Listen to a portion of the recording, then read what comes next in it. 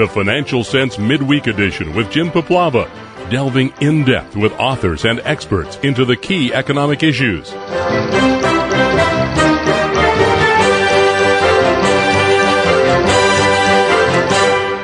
Continuing our discussion of silver this week, we're going to have a roundtable, but this time we're going to talk about investing in silver equities.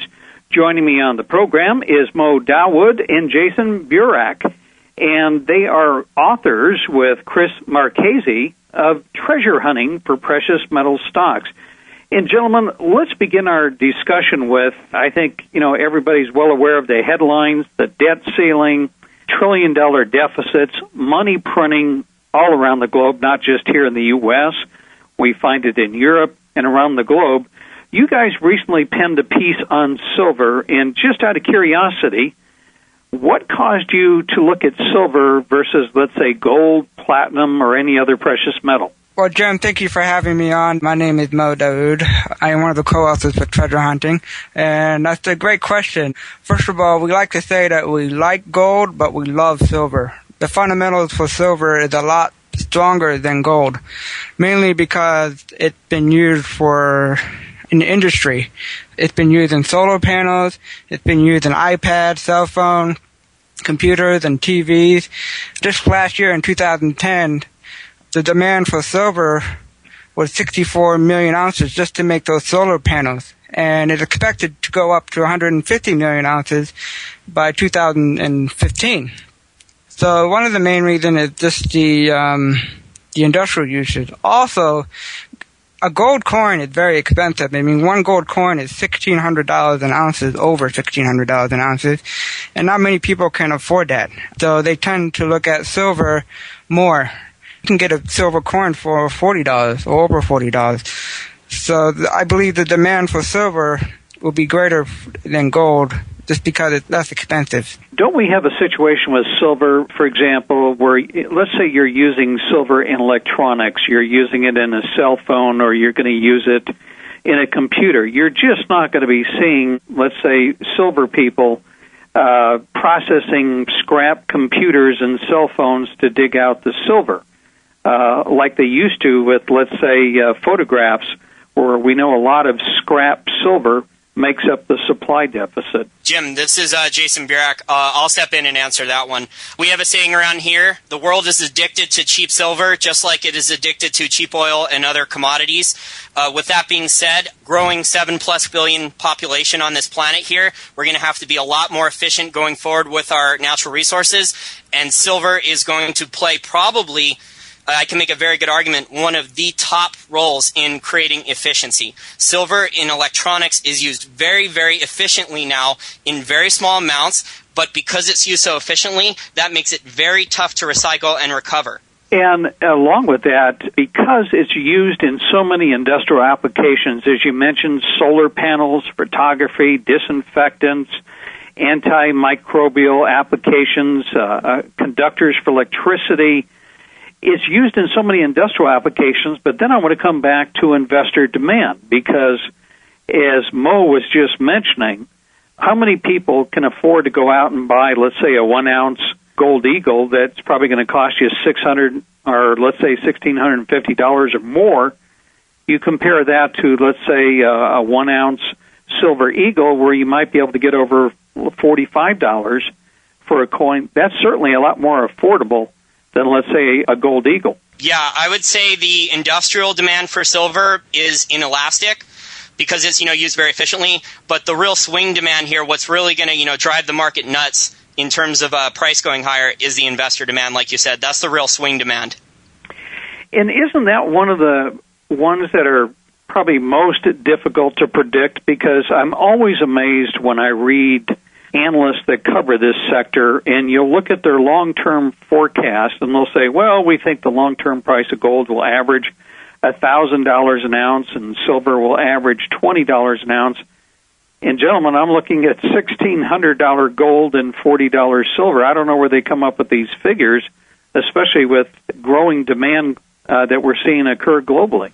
Yes, it is kind of odd that their price target for silver and gold is a bit low. I just saw an article that Citibank saying silver will reach $100, which is really odd because I have not seen that from Wall Street yet. I think that's on technical analysis only, Mo. In terms of the long-term fundamental price targets I've seen from some of the other analysts at banks who cover the commodities, I've seen a long-term price target, 7 to 10 years out for silver at $25 an ounce. I don't know how they're going to replace those ounces in 7 to 10 years at $25 an ounce. Almost all the low-hanging fruit is being, taken off now. There is a lot of silver available, Jim, but you're looking at a lot higher production costs. It is way deeper underground. You are looking at production costs starting at $25, $30 an ounce. I really think we're seeing a new price floor set for silver here. I don't know if we're ever going to see silver below $20 ever again, not valued in paper fiat currencies. When you take a look at, as we were mentioned earlier, unlike gold, most of the gold that's ever been produced is in existence today. So that I suppose, Jason and Mo, if the price of gold rose to some level, there might be some people that would part with the gold, although historically that has not been the case. But with silver, a lot of the silver that we've consumed in the 20th century is just that. It's consumed. It's not sitting in some COMEX warehouse. It's not sitting in the vaults of central banks. So is that one of the reasons why you think that silver could be more explosive than gold? Yes.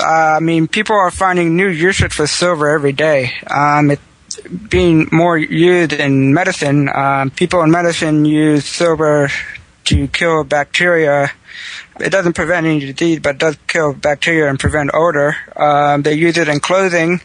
And just recently, I just found out that the Japanese automakers are trying to replace the platinum and palladium in the fuel cells for their engine with rhodium and silver particles, since it's less expensive.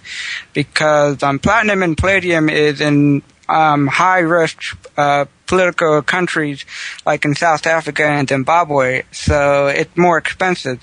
So, every year people are finding new uses for silver, so that makes investing in silver much more attractive, and in the future it will make the prices more explosive. And we see a big competition between, investor demand and industrial demand, and you're not seeing that, panic buying from the industrial demand users yet. You're just not seeing the guys go in there and, panic buy the thing up like what happened to the palladium market, when Ford panicked and drove the palladium price through the roof about a decade ago. I want to go back to some of the stories that we've seen over the last year where there have been shortages of certain silver products, whether it was 100-ounce bars or maybe it was silver eagles. And the only time that I can remember ever having difficulty in obtaining silver was in the fall of 2008, where I bought a lot of silver. I could lock in the price, which was in the $9 range, but at that time I had to wait 3 or 4 months for delivery. Today, if I want to get silver, I can still get it. I may have to pay, let's say, a larger premium, depending on what silver product I'm looking at. But could you see a day in the future where we have some kind of an event, who knows, maybe it's another Lehman-type event that we experienced in 2008, but this time it's sovereign debt, where there's going to be a demand for silver, but the silver simply will not be there to be delivered to investors? Yes, I do. The big difference between the silver market now and what we have in the 70s, even 2008, is the investment demand overseas in India and China. Just last year, China imported 3,500 tons of silver. And this is a country that used to be a net exporter of silver. Now they're a net importer of silver. So this is the big difference between the bull market now and the past. Is the global demand for silver is so much greater. And once we have this panic buying in the future, which I think will happen, once we have a crisis in this country, either a QE3 or another QE4 or QE5, whatever how many QE that Ben Bernanke does, or any other central bank around the world, I do believe we'll have a supply shortage in the future. If I could also add something, that I think the smelters, the guys who are producing bullion after the miners, send it out in the doré form, I don't think these guys are, ramping up production. They're not planning to, double their production or anything like that. I mean, they see that demand is increasing, but they don't want to risk, their capital and go and expand production increasingly. You're not seeing that. So I think we will see, supply bottlenecks for investors develop, because the investor demand is just going to increase rapidly. You're already seeing it increase rapidly, but I think it can go, order of magnitudes higher. Because I don't know about you, Jim, but I just don't see anyone from Main Street, any regular person that I know of yet, who understand the silver story. I am always amazed that if I was to tell you, Mo or Jason, let's just go back a decade ago, and if I was to tell you there's an investment out there that is going to go up every single year, and if you just do nothing but buy it and hold on to it, you would have a rate of return of between 16 and 18% compounded per year, you would have probably thought I was nuts. But that's exactly what gold and silver have done. And yet, if you look at fund managers in this country, whether you look at, what do they have in bullion, or, what do they own in even precious metal stocks, gold and silver, despite the run-up of where it is today, gold over 1,600, silver over 40, it is still under-owned. So the message, and maybe understanding it, still is not clear or has gotten out to the average guy or the average investor. Well, I'll say why the message is not clear, and that starts, in my humble opinion, this starts at a very young age in the public school system and in the university level. This starts with the fact that, people aren't learning the same economics that the Austrian School of Economics, the pre-market school. They're not learning that gold and silver are money. They're taught, at any level of economics, really, in a regular standardized school system, that gold and silver are not money, that gold is a barbarous relic, and they're taught, that I have to have a certain type of asset allocation plan. I should have X amount in stocks, this type of stocks, regular banking stocks, and that's what's going to have to overcome. There's going to have to be a fundamental paradigm shift that the people are going to have to say, in the public school system, in the university system, a lot of the economics I was taught, the Keynesian economics about gold and silver, what I was taught was money, or, I wasn't taught anything at all about money. What I learned is wrong. And that shift, that fundamental paradigm shift, is going to occur. When it's going to occur, I don't know. But in the meantime, though, gold and silver stay undervalued, and we'll just keep buying it. Well, I hope it stays here, because it's certain, if you're trying to be in the accumulation mode, I'd rather accumulate when prices, even though they're elevated today from, let's say, where I first started buying it 10 years ago, I still think that we're going to see $150, maybe even $200 silver or more going forward. I want to move forward and talk about silver equities, and I don't want to get into so many particular names, because you guys have done a good job on that. But one thing that we have seen, both Jason and Mo, in the last 3 years, bullion has outperformed the equities. And yet, if you look at silver producers, even small silver producers are minting money at $40 silver, and at $1,600 gold, the equity companies are making a lot of money. Cash flow is increasing. The producers are increasing dividends. In your opinion, and I'd like each of you to answer this, why do you think the equities have underperformed the bullion? Well, I think one of the main reasons is that the smart money, or the big players in the investing world, have yet to put their money into the mining companies. I mean, we do got people like Sprott that are investing smartly into the industry, but other than him, I don't see any big name people investing in the mining industries. And there's a lot of reason goes into, there's a lot of risk in investing in mining companies. There's a lot of things that can go wrong when investing in mining companies. There's the geopolitical risk, like what you have now in Peru and Bolivia and Venezuela. There's operational risk. Bad weather can disrupt operation easily. And there's also a lot of management out there that make poor decisions regarding how to finance some of the mines, and that hurt the shareholder in the long term. So I think those are the reasons why bullion has outperformed the safest form of investment compared to the mining industry. Jason? Up until 2008, Jim, I would say that energy costs, the input costs for the miners, were rising faster than the bullion prices were rising. And after 2008, this has started to change.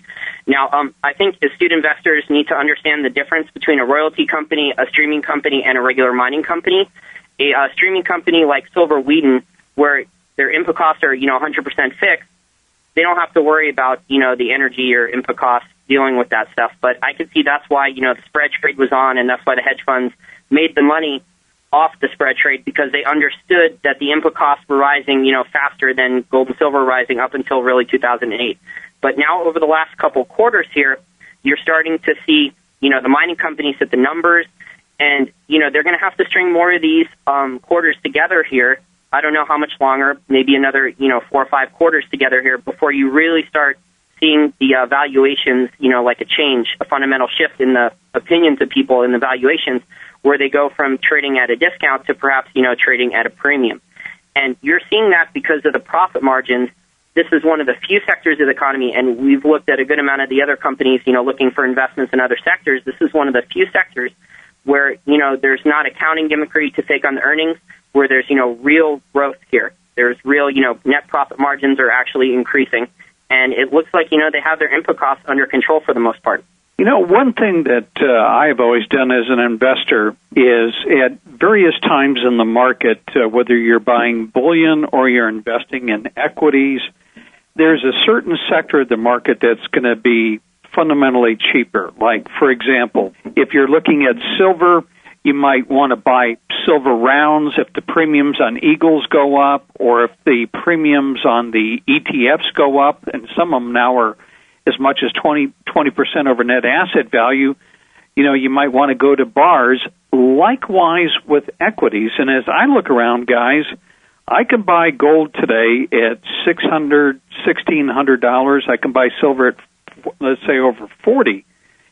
But likewise, I can buy gold in the ground in a producer for as low as $400 an ounce, or silver in the neighborhood of $10, $12 an ounce.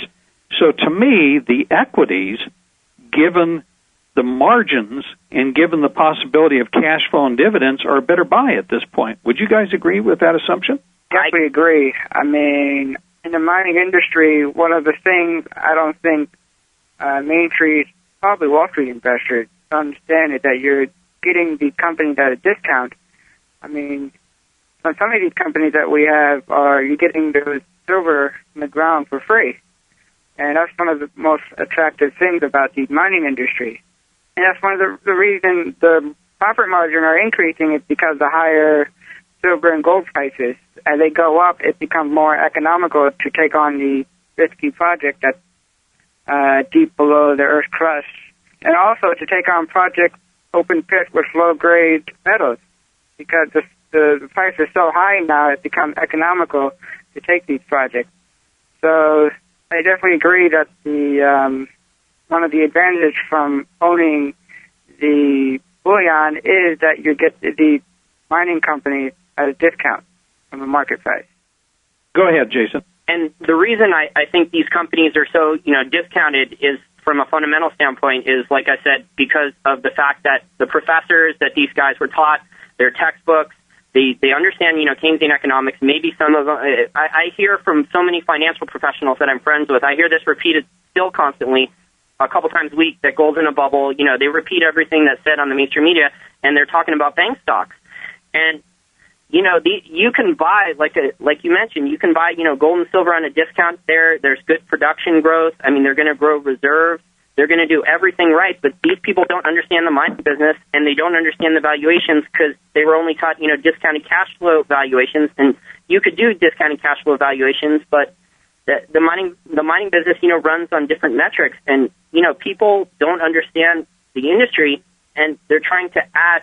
The industry has a separate way of thinking here, and when the fundamental paradigm shift does occur, you're going to see the multiples. You could just see the stocks, double in a couple months. Yeah, it's amazing because you talk about, Wall Street likes to evaluate cash flow, discounted cash flow, dividends, in PE ratios, well, Jason and Mo, when I look at even some of the big stocks or even, a company such as Agnico Eagle, you now have PEs you can look at. You now have dividend yields. And you have, I can't remember when I could see gold stocks who have doubled and tripled their earnings are selling at multiples of 10, 12 times earnings plus a dividend yield, some as high as 2%. Yeah, and this is going to force, the hedge fund managers and mutual fund managers to rethink what they're, where they're allocating their capital, because, if they're not in these companies and the companies take off and they're underperforming, their benchmark or their competitor, they're going to either lose money or they're going to get fired. So these guys are going to be forced to, as long as the mining companies continue, to hit the numbers, to hit guidance, and bullion prices continue higher. What about the fact that when you guys looked at this sector, and I want to come back to the silver space, your first focus was the royalty companies, and maybe you can give an example, but tell us why you like the royalty companies, and they were right at the top of your recommendation.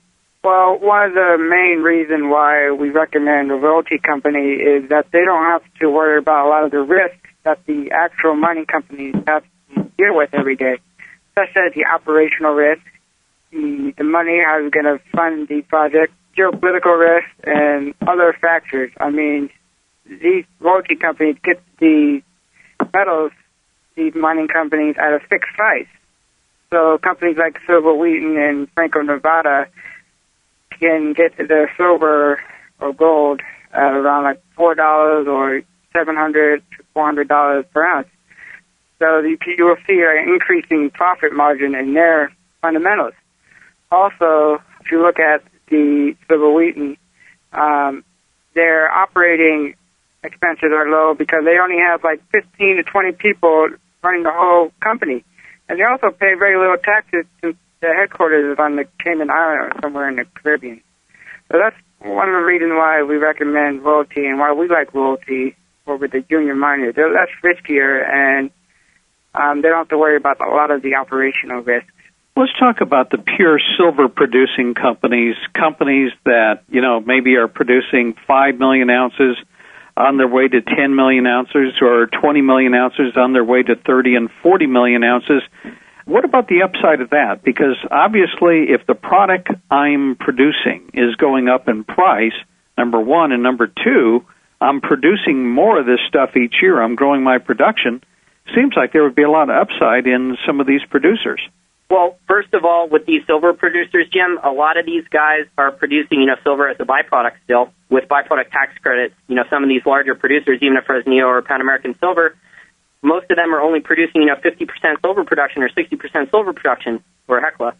And, you got a lot of copper exposure or lead and zinc exposure, and the way the tax laws are set up with the byproduct tax credits, that's fine. If base metal prices are not good, then it's not worth investing in a further project. So you're not going to necessarily see a lot of, production. This is a mining business in general. It's just not easy to bring production online for the most part.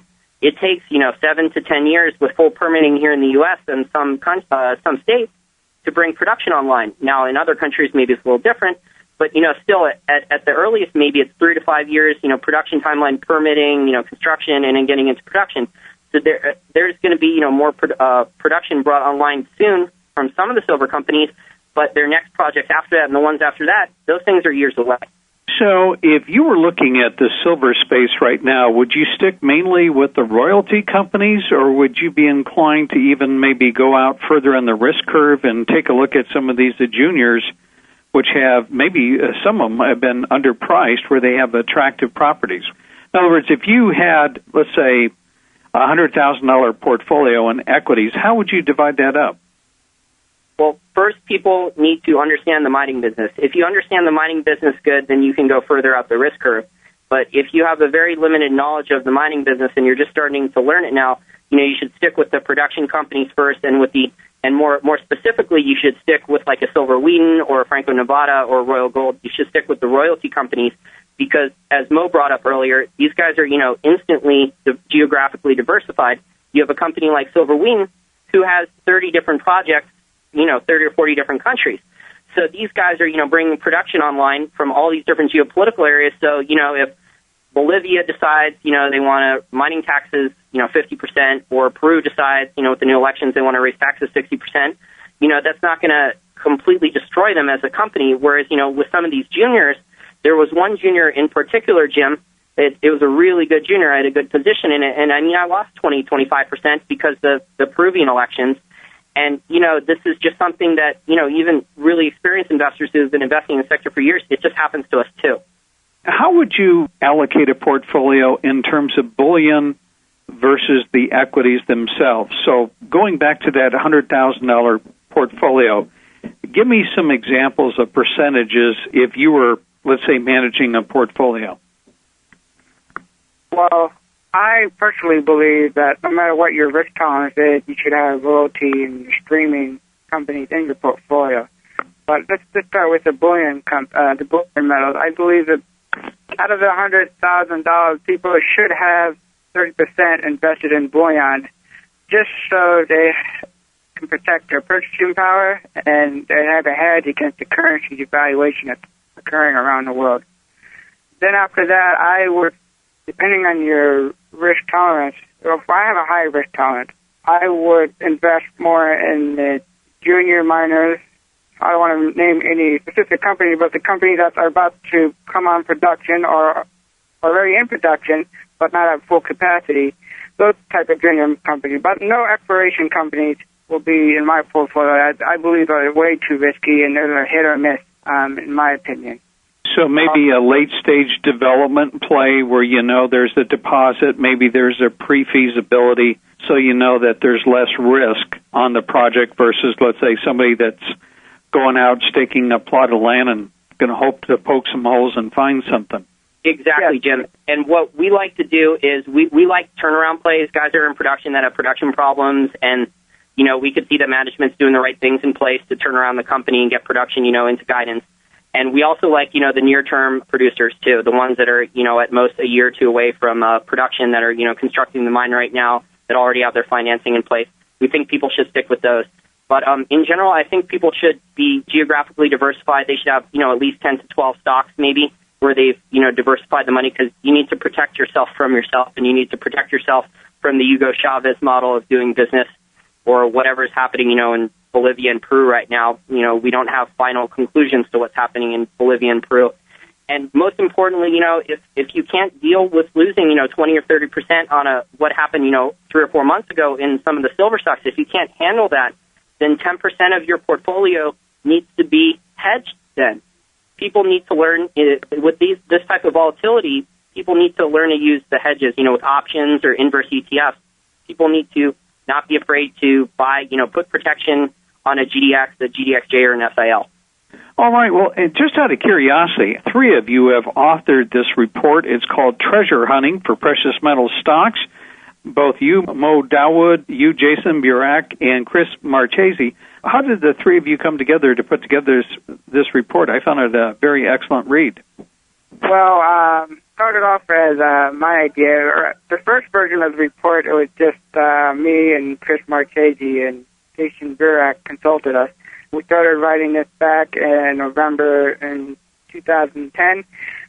Because we looked around in the internet, we found all the, gold and silver reports, and they only have like 2 or 3 companies on them, and they're worth $200 to $1,000. So we wanted to put together a report that has 10 to 15 companies, and that's affordable for anybody in Main Street, even Wall Street, to buy.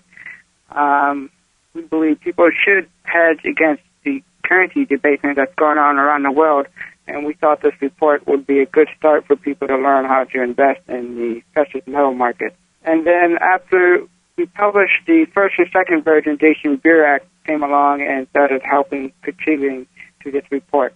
If our listeners would like to get a copy of this report, Treasure Hunting for Precious Metal Stocks, gentlemen, how can they do so? They can go to my blog, which is momoneyblog.com, M-O-Money, M-O-N-E-Y, blog.com/silver gold report, and they can buy the report from there. It's not very expensive compared to the other reports, just $110. It includes top reason why to invest in the precious metals market, talk about the Federal Reserve and what they're doing and how that relates to silver and gold. We talk about the supply main fundamentals with silver. We talked about the short interest in silver that's happening right now. And for the companies, we also have valuation models that are created by Chris Marchese for most of the companies in the report to show you how undervalued they are. And then also as a special bonus, we have a Facebook group for our treasure hunting report so that buyers can interact with each other and ask us questions about the precious metals market. And it's a good way to learn and gain knowledge in the market and share it with others. All right. Well, listen, gentlemen, I want to thank you for joining us on the Financial Sense Newshour and completing our discussion on silver this week. Once again, we've been speaking with Mo Dawoud and Jason Burack. And once again, you can go to Mo's website if you'd like to get a copy of the report, which is called Mo, that's M-O, MoMoneyBlog.com. Gentlemen, thanks for joining me on the program. Thank you very much. I appreciate it.